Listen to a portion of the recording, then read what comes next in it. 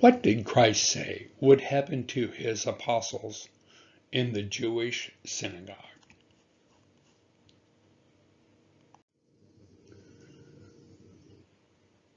Christ, in a prophecy which the Adventists refused to even read, in Matthew 23, verse 34, said concerning the Sabbath keepers that would persecute the prophets and the apostles.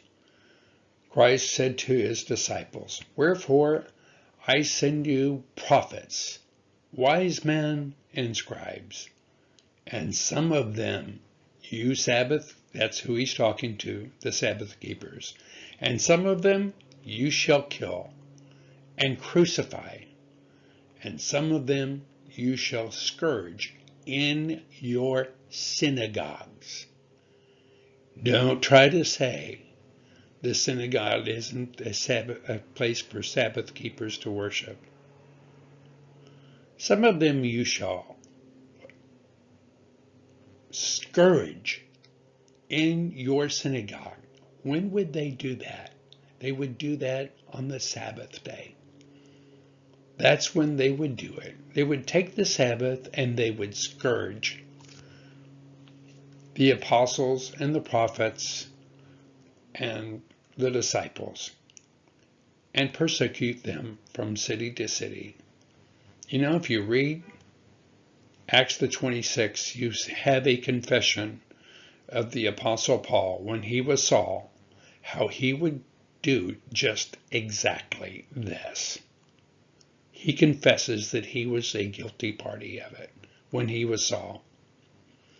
And when you read the New Testament, just look up the word synagogue and watch all the times you see the apostles were beaten in the synagogue on the Sabbath day. And they're persecuted from city to city. And guess who they crucified? Peter and Christ.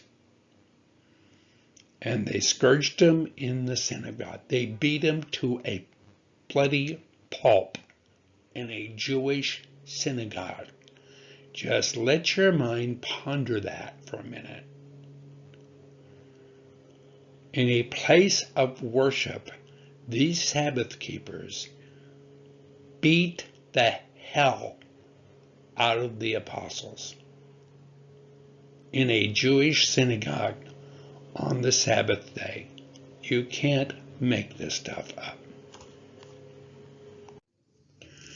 For those of you interested in general understanding of the scriptures, and maybe you want to address some of the doctrines or false doctrines of the Adventist, I would highly recommend you get a chance to listen to these videos. If nothing else, you will certainly be enlightened from the Orthodox Christian view of the scriptures, in which I, in detail, explain the heresies and the scriptures regarding these very subjects.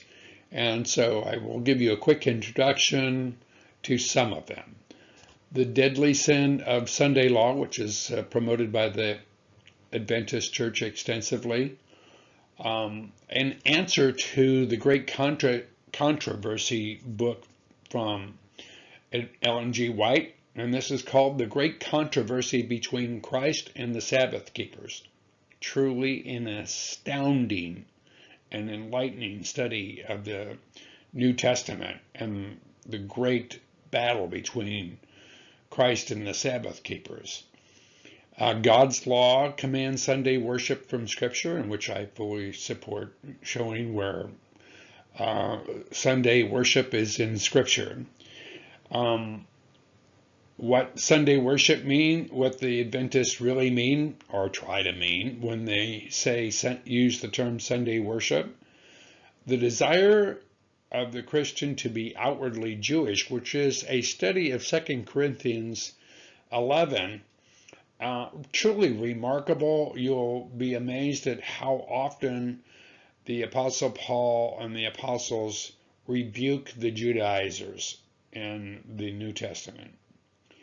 Then I go on to the immortality of the soul, a subject in which I address the Seventh-day Adventists and the JWs who teach that the first big lie in the book of Christianity is in the book of Genesis. Men don't really have an immortal soul. And then the next subject is the impact of soul sleep and the wicked, what that impact has upon their gospel, has upon the wicked, how it promotes unrighteousness. And then one of the favorite scriptures from the Old Testament, Ecclesiastes 9, 1 through 5, and addressing the immortality of the soul from one of Ecclesiastes, the book of Solomon, and which I study in context, all the that whole depth of scripture between Ecclesiastes 9 verses 1 through 5.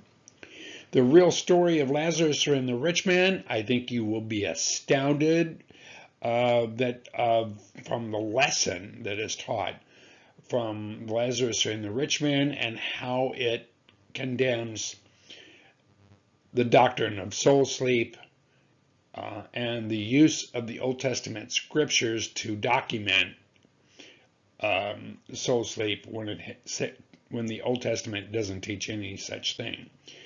The true story of Samuel and the witch, wow, it's a great one with regard to understanding the fact that who Saul was actually communicating with. So I hope you'll enjoy this and look forward to you listening to more of my scriptures and your comments. Thank you so very much.